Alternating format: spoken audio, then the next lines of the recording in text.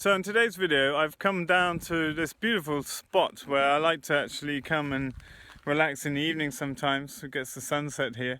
And I brought my computer along. I'm Skyping with Jasper. Now Jasper was one of our interns and he's an amazing young man. And I made a video earlier in the year as I was passing through Germany of his startup. He's starting with his own beautiful handmade pastured eggmobile. Beautiful construction there that he did with another of our interns that was here, and started up a market garden at the same time whilst restoring an amazing old home, a heritage listed building. And that video is up in the links if you want to see that. It's pretty cool. But I wanted to Skype and check in with him, see how his season is going.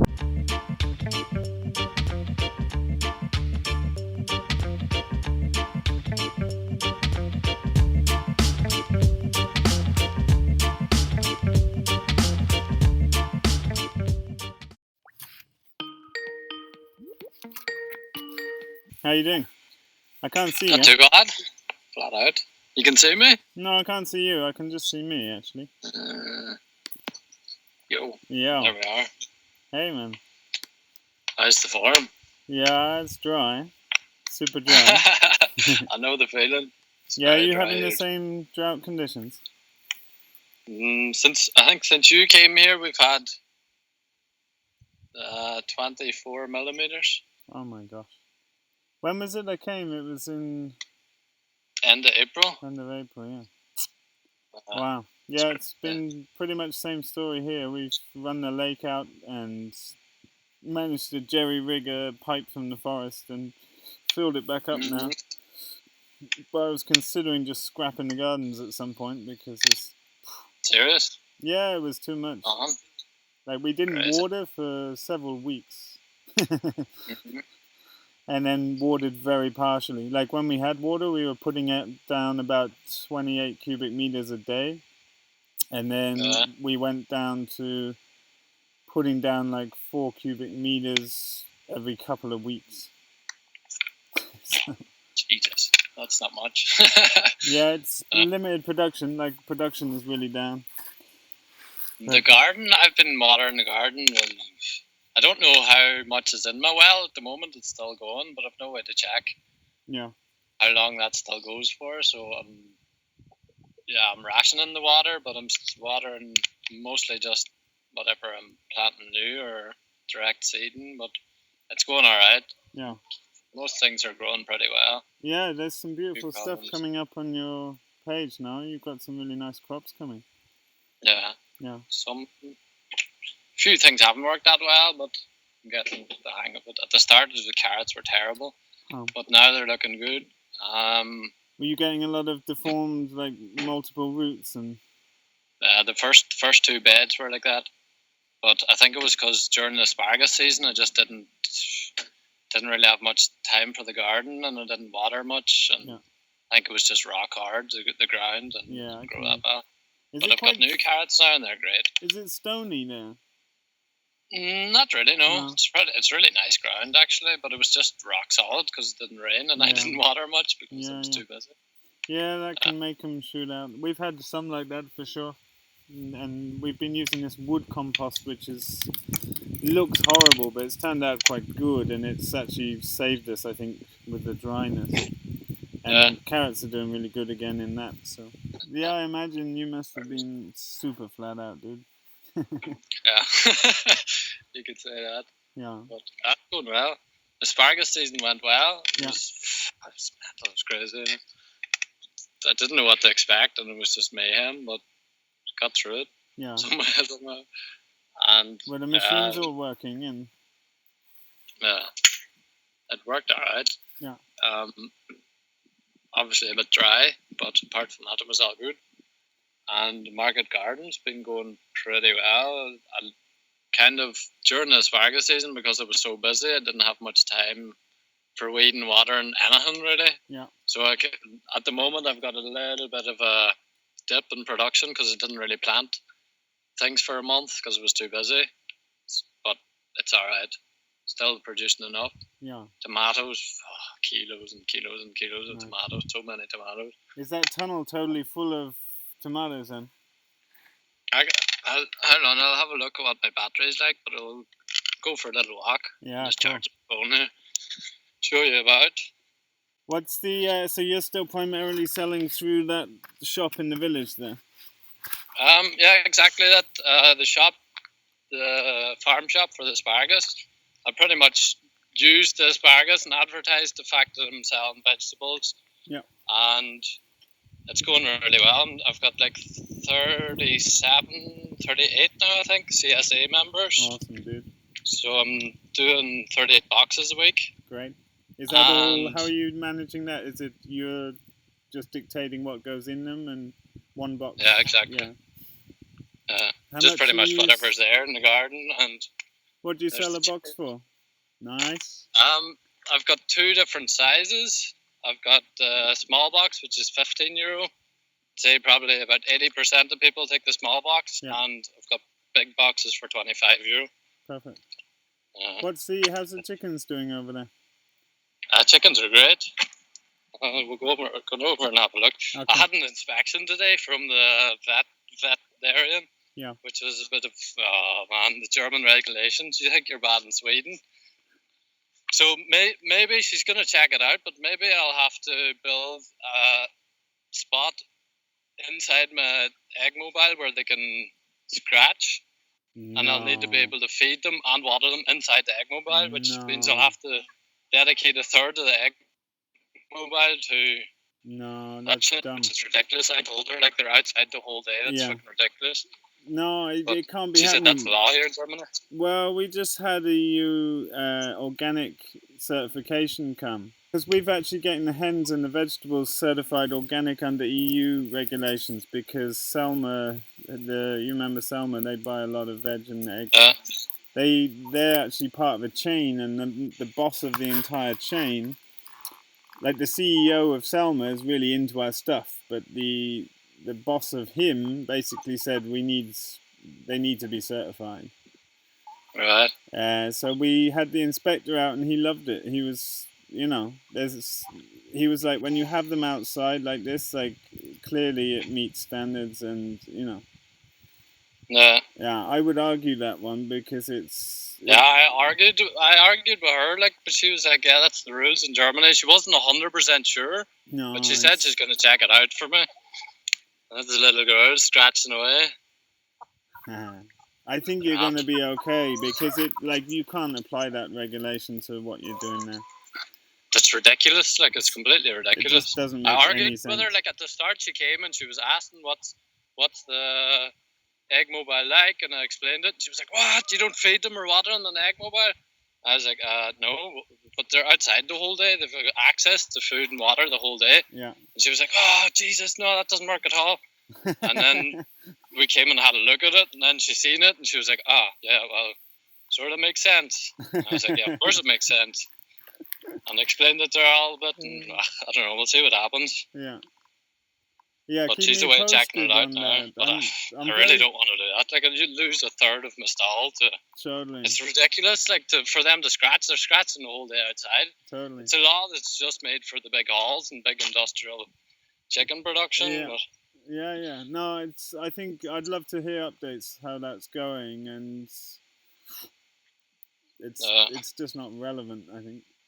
No, it's ridiculous. Huh. So here's the market garden. How it's looking at the minute. Making a wash station here, still under construction. So nice. Just doing what I can. Basically here to clean the dirty stuff, and then I got this piece of land too, so I'm gonna build like a pond in here. Nice. And then a wetland for here all the drain to drain into and let all the sediment fall down, and then that goes into a pond. That's the plan. Nice. And we got these old basins for free out of the skip. Oh, they look awesome. Are they stainless steel or something? No, they're aluminium. It's not the greatest, but it'll do. Oh, it's perfect. Yeah. It's for free, like, so can't really beat it. No. Found this thing for free too. I just need to build a table here still, and then a rack, so that I can reverse my van in here, and once everything's washed, to the cool house. Sweet. Yeah. Perfect. Okay, so you've got a little fence up now. Yeah, offensive Oh corn. no, it's corn. Okay, the video's a bit fuzzy, so I can't really see the details. I'm seeing like a bit pixelated. I see now. Alright. Yeah, it's corn. I thought you'd put a nice little wooden fence. That'd be nice. It's a good windbreak, the corn, but I'm completely surrounded. Yeah. It's crazy. I'll just turn this water off.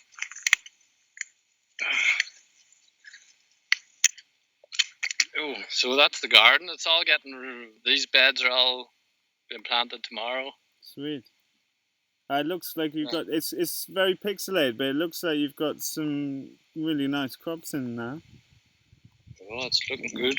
Fennel looking really nice. Sweet. Beans, peas.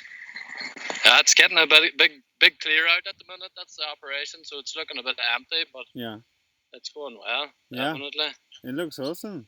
Wow, look at that. Now, when I came, you had tomato seedlings?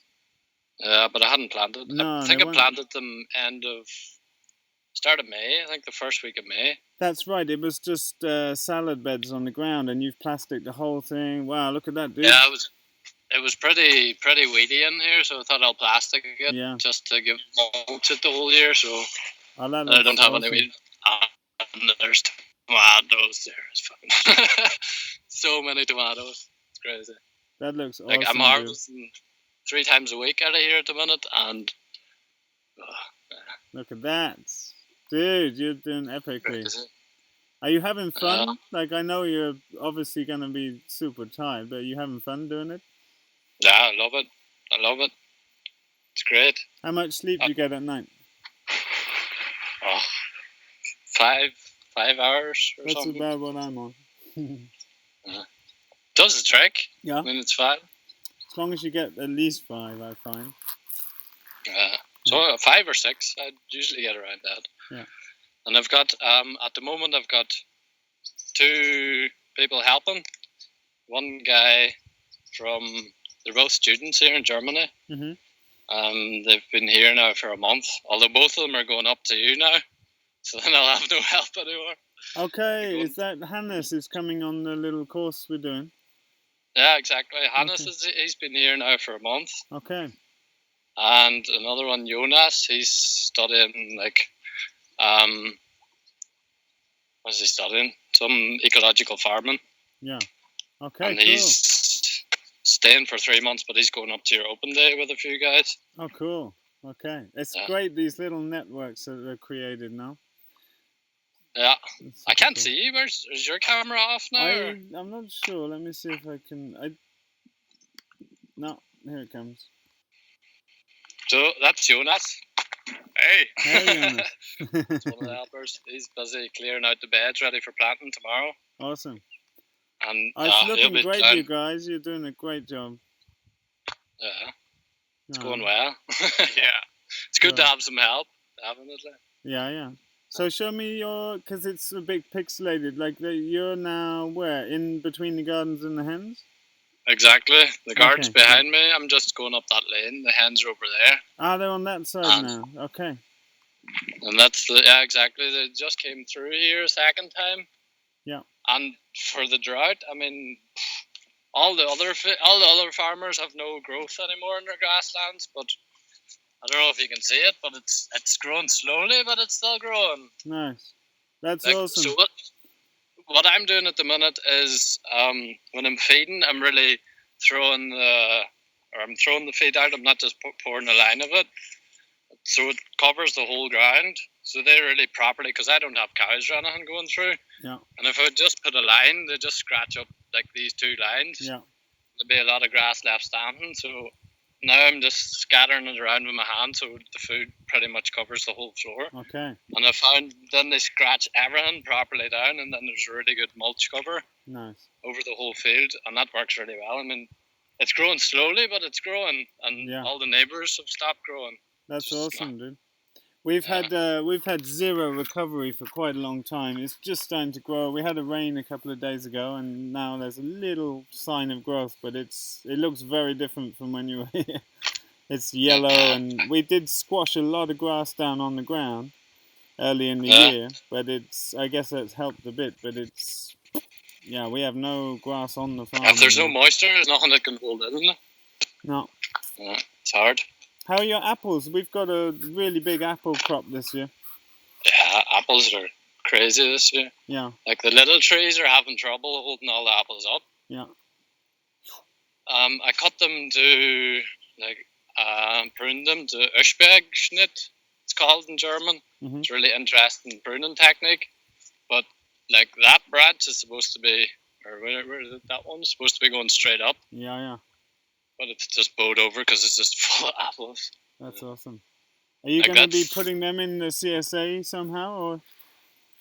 I've been putting a few in already. We made 40 liters of apple juice. Nice. And this tree, I don't know what it's called in English. In German, it's August-Apfel, so it's apple that's ripe in August. But it was ripe in the middle of July this year because crazy weather. Yeah. So we made, like, 2 weeks ago, we made like 40 liters of apple juice. And I put a few of them in the boxes, and the rest of it, I'll put them in the boxes. And whatever's left over, I'll make apple juice. Yeah. Super nice. There's a little company in the village beside us, like a press, and I'll go and get it all pressed there. Cool. Because you had that catering event, no? With a guy with his sort of mobile catering van? Yeah. The food truck? Yeah. That was really, really cool. That was really cool. No, it looked awesome. Oh, that was awesome. Super awesome. Yeah, it was sort of spontaneous. Like, he came into the shop one day and said he wanted to try out some product. He's doing cool stuff, and he wanted some cool producers. He gets his like buns specially made from a bakery somewhere here, and his meat locally and stuff. And he came to check it out. And then I showed him around the farm, and he was like, "Yeah, that's really awesome. We need to do something together." Nice. And I was like, "Yeah, sounds good to me." And he was like, "Yeah, I'll just come and park my food truck up beside your greenhouse, and then we'll make a live cooking show out of the garden." So I was in the middle of the sparkle season, so I didn't really have any time. But I was like, "Yeah, fuck it, let's do it." And he came and parked up, and it was a Monday, so I thought, yeah, there might be a few people, but it'll not be that busy. And there's over 300 people came to it. Wow. It was cool. And I didn't have anything planned. I was just like, I'll just see what happens, give them a few vegetables and give a few tours. And then at some point I was standing there running about getting everything organised, and someone from the newspaper came to me and was like, "So what's going on here?" And I was like, "Oh, Jesus, I don't know." Oh, fuck. But then after that I started giving tours. It was just like every hour, I wrote down on a wee board, every hour there's a tour. And the first tour there was like maybe 30 people. Second tour was like 70 people, and the last tour was over 100, and I was just like crazy. But it was good fun. That's awesome. But I see like on your Instagram and stuff, you're doing like value-added products. No, is that because you've got the shop right close to you? You can play around with that a bit, no? Good show. No worries. Yeah, I'm working on it. So the problem is to get a certified kitchen at the minute. Yeah. But I've got a friend with a certified kitchen, like not a mobile, but he's built it in like a shipping container. And the idea is then because I've got loads of cucumbers, I've got the wee ones to make pickles, and I want to make apple juice, I want to make jams, I want to make something out of, because I've got so many tomatoes, I need to make something out of the tomatoes, I can't sell them all. And I'm just basically taking it as it comes, but I definitely want to do more with value-added stuff, because it's good for the shop. Yeah. Definitely. Is that Hannes's camper behind you? It is. Nice. Yeah, he wrote to say he's coming in a camper. So. How's the building going? The house is going very well. We'll go and have a look. Yeah, come on. Downstairs is pretty much finished. Get in the whole tour. Why not? On the way then, tell me about how's it going for you economically according to your plan? Like, you started up with like 15,000 euros and like it's low budget, low tech, and how's it going? Did you find you had to put money in places you weren't expecting, or is it going to plan? Or asparagus was like, I put a lot of money in places that I didn't think it had to go. Certain asparagus, but from From this project, everything pretty much went to plan. I mean, contingency of 20%, I'm definitely still inside that. Awesome. That Do you worked mean out for well. the hens in the market garden? Exactly, Yeah. That's awesome, dude. That stayed pretty low budget. One great thing was that I got the compost for free, so that made a big difference. How did you get compost for free? That municipal compost in Germany is free for agriculture. Awesome. Can't complain. Right. Okay, so this is... Oh. Okay, yeah. Oh, wow. It looks a bit different than last time. Oh, dude. Oh, I want to see the wall to the left. Look at that. Because this was where on the left is where the burner was going to be, right? That's where the oven's going to go in. Yeah. Oh, dude, it looks beautiful. And that's the old floors that were under the carpet. Yeah. We just sanded them down. Yeah. Oh. And oh, man. And that's like a clay paint on top of the render, or? Yeah, exactly. That's the clay paint. It really lightens it up in there, doesn't it? Yeah, it makes it a lot bigger too. Yeah. It's a bit white at the minute, but it's really, really nice. Yeah, it's super nice, dude. Wow, what a good job. It's a lot of work. How's your office? Wow, look at that. I love that. Love it.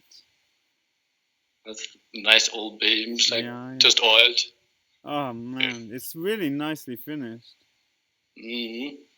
So that's just it was a clay plaster and then clay render or clay paint on top. Exactly. Yeah, that's it. That's the kitchen. The kitchen turned out awesome. Oh, I lost you there. So hang on, where's the kitchen? Is this on the back side of that room with the stove? Where the oven will go in the wall? So the stairs, you come in through that. That's the front door. And you come and there's a bathroom and there, go into the kitchen. Yeah, okay. Nicely framed. Love it. Yeah.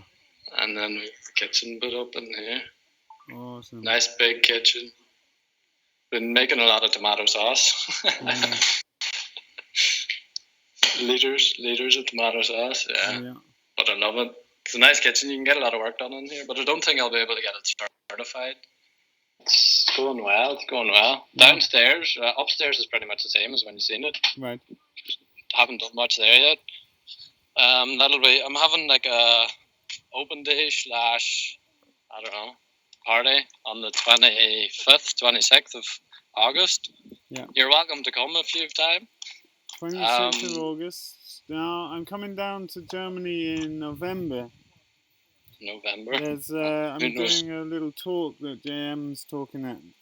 JM Forbes here and I are talking at a thing on the 18th and 19th. Where's that? It's somewhere in the middle of Germany, I think. Don't know, I can let you know. If JM's there and you're there, I'll definitely have to go and check it out. November should have a bit more time. What is it, like a course or just a talk? No, it's at Christian Albrecht's University. Mm-hmm. Biointensive land use, market gardening, microfarming. And it's a guy called Maxime from France, and then Jean-Martin and myself. And it's the 19th and 20th. Of October? No, November. November, yeah. It's through soel.de, SOEL. Stiftung Ökologische Landwirtschaft. I'll have to come and check it out. Sounds good. Do you know whereabouts it is? It's Kiel. Kiel? Yeah. Oh, that's up very much north. It's in the north, yeah, okay. Yeah, no, I couldn't remember, but yeah, we'll be there. It's going to be awesome. Tricky with people, no? That's tricky with people. That's definitely true. Employing 25 people during asparagus season. Yeah. Never had anybody working for me before. That was a big steep learning curve. Yeah. And apart from Boyd, it all went perfect. Well, nah. One of the guys had a hernia in the middle of the field. That was a bit of a stress. Oh gosh. But apart from that, everything went pretty smoothly. Yeah. Did it work out well with the asparagus overall? Yeah, like it pretty much funded the whole startup of the farm, which was kind of the goal. And it also, I built really, really quickly, established a name for myself. Yeah. Which was also really good. There's a lot of people, like, because the last 2 years, the guy that ran it the last 2 years pretty much just didn't do anything. I don't know. They fucked a lot up.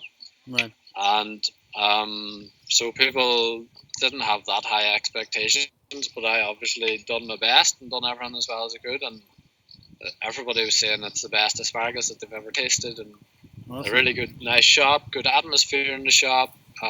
Really good quality because you have to peel it, and if you don't peel it right, it's really bitter because there's bits of peel left on it. So made sure the quality was great. Also, then established a good name for the vegetables. Yeah. Which was good. So steep learning curve. I'm not going to plant any new asparagus. Sorry. Steep learning curve, no? You can say that. Yeah, that's awesome, man. I'm super proud. The hardest is all the paperwork. Like. Yeah. The paperwork is the most stressful, especially here in Germany. I mean, oh, Jesus Christ, they're mental in Germany. It's hard. But I've got my girlfriend. She's helping out a lot with the paperwork side of things, so that's pretty helpful. Yeah. And my father-in-law, if anything goes too badly, he knows the people to go to. It's all good. What did you? I missed what you said. You said you're not going to do asparagus again, or you're not planting any more asparagus. I'm not gonna plant any more, but I'll like next year I'll do I think 4 hectares and then just harvest it until it's gone. But I'm not gonna replant any because I was thinking about ways to make it sort of regenerative or do it in a way that fits my context, but I can't think of any way on that scale. Just doesn't work. I'll probably plant some green asparagus down here between or beside the tree rows or something, just so I can keep offering a little bit. But the white asparagus is just, it's not my kind of thing. It's a lot of inputs, no? A lot of inputs and it's a hell of a lot of labour costs. And it's just, I mean, you're completely destroying the ground. You're going over it like 4 or 5 times a year. At times when you really, really, really shouldn't be disturbing the ground. Yeah. And doesn't really. I don't know. Yeah. The hens, they dropped their performance like really, really badly. They were up at 95%, and then they dropped down to 60%. And I think it was because I was feeding them too much stuff out of the garden. Then I stopped feeding them, and now they're gradually going back up. They're at about 85% now at the minute. I don't know, I was reading that if you feed too much, like, because I was giving them a lot out of the garden, scraps and like any leaves that I was taking off brassicas or whatever, because they loved it, or any beets that weren't really marketable. And I was reading if you feed too much extra, that it sort of dilutes this, like, because it's pretty strict with how much protein, etc., is in the feed. And if you feed too much extra, it just dilutes that, and they don't get the right levels to be fully productive. And I'm not sure if that was it. I really don't know. I really can't understand why they dropped so dramatically. Do you think they weren't taking the pellet food then? They were definitely eating all the pellet food, and they were eating everything else. But I can't really. I tried lots of different things. I'm not sure. I really don't know why it was, but they're going back up again now. So. Well, it's good you reacted then, and Well, how's your nest boxes? Working well. There's a few little things that I have to change in the winter. Like I've got about between 5 and 10% B class, which is a bit too much. And I know why it is because when they're rolling onto the conveyor belt, I've got like under the conveyor belt little wooden beams like to hold the conveyor belt up, and they're cracking when they hit the corner of that. So that I'll need to change a little bit, but apart from that, it's perfect. Yeah. Haven't had any problems. No predators? Yeah, I've had, what do you call it in English? Martin? Ferret? Like A a pine martin, martin. maybe? Yeah. The wee ferret looking thing? Yeah. Yeah, I've had one of them came in twice. Don't know how it got through the electric fence, but got through. I don't know. Did it just take... I've lost 3 birds to it, but but that's okay. that's alright. I was away. It was a Sunday, and I was down in the garden until like 9 o'clock. And then I went home for breakfast. I came back here at 10, and I was cycling up the road, and I looked into the egg mobile or into the fence around it, and seen like 10 chickens. And I was like, "What's going on here?" So I dropped my bike and sprinted over and jumped over the fence and looked around, and I still only seen 10 chickens. And there's like a big bunch of feathers, and there was 2 dead chickens down in the pen. And what they did is, all the chickens, when the martin came in, they all flew out and they hid in the long grass, like they properly hid in the long grass, and spent like 2 hours searching in the long grass, but I found them all back. But it's good that they all flew out. Yeah, that's smart. But apart from that, I haven't had any problems. Did you catch the martin or? No, not yet. That's right. That's what I wanted to ask you. One thing. When Hannah comes back from the workshop, do you have a bit of Kingster Fairy mycelium that you could send down with them? Yeah, I reckon. It's not fruited. The wood patch under the trees. It's like it's in there, but it's been so dry, and we haven't had much water, so we've given it washing up water. In like one patch mainly, but I can give you like a bucket full of chips that's got mycelium on it. That's that'd be cool, because I've got a pile of wood that I can cut and chip, and I want to put some in the garden. Yeah. No, I think it will do well. It's slower to fruit. I thought we might get mushrooms this year, but then all the logs we did took 2 or 3 years to fruit, so I think it's just slower up here because of the winter and stuff. So it looks alive and it's eating the wood, so I think it's fine. It'll come at some stage. Yeah. I'm super proud of you, Dave. That's awesome. Super nice. Thanks. Good to hear. Yeah. But I hope to come in, maybe I'll come by in... How far are you from Kiel? I'm not sure, but if that's happening, and if there's some way that I can go there, I don't know if it's open or if it's just closed for university. It's open. I think it's like €70 for the whole thing. It might be that I just hire a little house there, and it might be like some of the gang go, like Toby, who was at Curtis's last year and is here this year, and Nicholas, and like maybe we can just have a house that we can crash in, and could be cool. That's good. Yeah.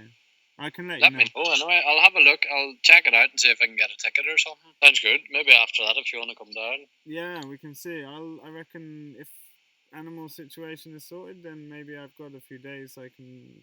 Yeah. Sounds good. Yeah, I'll have my truck. So nice. Cool. All right. Yeah, super good spin to you, dude.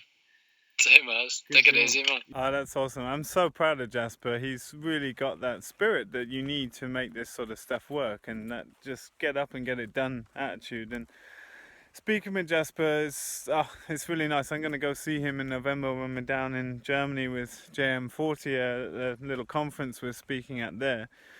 But Jasper's looking for some helping hands next year. Now, something to say is that putting it out on YouTube like this, obviously generates interest in a broader spectrum of people, but what he's looking for is ideally German folk, and it seems like the German regenerative ag movement is getting started, and I'd say Jasper's right there in the forefront of it, and he's looking for really dedicated, reliable people. Now, it's really important you really consider, if you want to go help out at a place like this, what's really helpful is to be committing yourself longer term and committing yourself to a process where you're really looking for direction and leadership from someone who's already got something going, is putting their money on the line. They're taking a risk basically, and you're there to learn and help and assist and get started in your own. So he's really looking for people that are about to start their own project too, who want that little kickstart before they go off and do things for themselves.